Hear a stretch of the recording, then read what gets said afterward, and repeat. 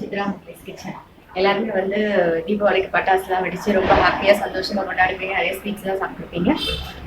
இப்போ எங்கள் வீட்லேயும் வந்து பட்டாசுலாம் வெடிச்சு இப்போ தான் வந்து கொண்டாடிட்டு இருக்கோம். இப்போ அடுத்தது வந்து டிஃபன். எங்களுடைய சைடில் பார்த்தீங்கன்னு வச்சுக்கோங்க, காலையில் வந்து பஜ்ஜி இட்லி, மத்தியானத்துக்கு வந்து சமையல் தான். மோர்குழம்பு, அப்புறம் வடை, பாயசம், கூட்டு, கறி, இந்த மாதிரி ஐட்டங்கள்லாம் இருக்கும். இப்போ ஃபர்ஸ்ட் வந்து காலையில் டிஃபன் என்னங்கிறத பார்க்கலாமாங்க. இப்போ வந்து நான் பஜ்ஜி போட்டுட்டு இருக்கேன்.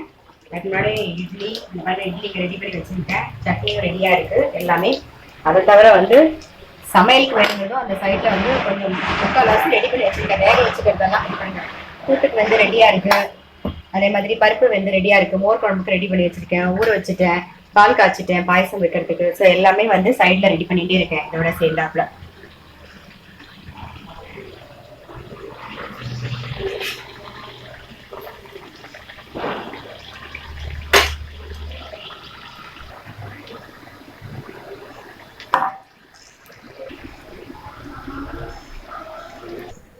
இட்லி வந்து வெந்துட்டு இருக்கு. நான் ஒரு செட்டு பார்த்துட்டேன். பஜ்ஜியும் ரெடி ஆகிடுது, சட்னியும் ரெடி ஆகிடுது. இப்போ அடுத்தது வந்து நம்ம வந்து சமையல் பார்க்க போகிறோம். நான் இப்போ ஆல்மோஸ்ட் பாதி ரெடி பண்ணிட்டேன். மிச்சதெல்லாம் என்னென்ன பண்ணலான்னு பார்க்கலாம். பாருங்க, ஜவ்வரிசி வறுத்துட்டு இருக்கேன். நான் ஜவ்வரிசி பாயசம் பண்ணுறதுக்கு கொஞ்சம் லைட்டாக நெய்யில் வந்து பொரிச்சுட்டேன். பார்த்தீங்கன்னா தெரியும், நல்லா உப்பிட்டு வந்திருக்கு. அது பொரிஞ்சிட்டு கொஞ்சோண்டு பால் விட்டு அதை வேக வச்சுருக்கேன்.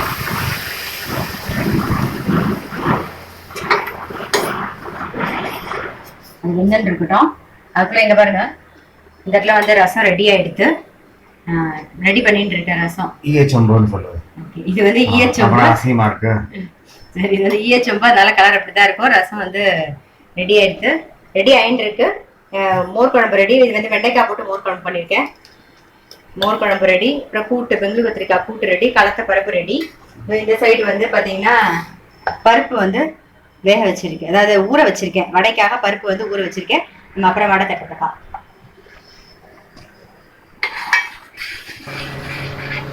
லாஸ்டா வந்து வடை வந்து ரெடி ஆகிட்டு இருக்கு.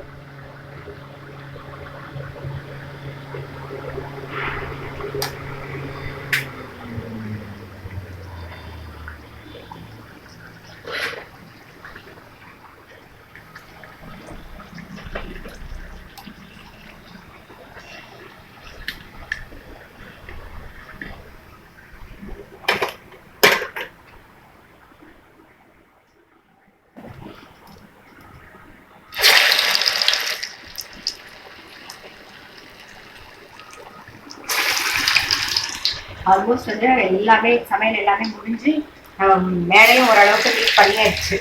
ஏன்னா நிறைய சமையல் பண்ணும்போது பார்த்துருப்பீங்க, மேடை ஃபுல்லாக பாத்திரம் இருக்கும்.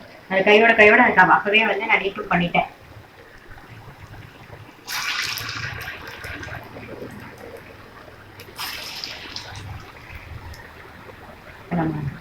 வடை எடுத்த உடனே பார்க்கலாம்.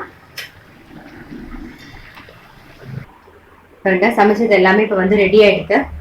நான் வந்து சாதம் வடித்து வச்சுருக்கேன், தயிர் துவச்சி வச்சுருக்கேன். அதுக்கப்புறம் வாழைக்காய் கறி, ரசம், மோர் குழம்பு, பெங்களூர் கத்திரிக்காய் கூட்டு, ஜவ்வரிசி போட்டு பாயசம், வடை, கொஞ்சம் கேசரி, கலத்த பருப்பு, அப்புறம் நெய். அவ்வளோதான். வேணும்னா நீங்கள் அப்பளம் இருந்தால் அப்பளம் பொரிச்சிக்கலாம். நான் இப்போ வந்து பரிமாறி காமிச்சிடுறேன்.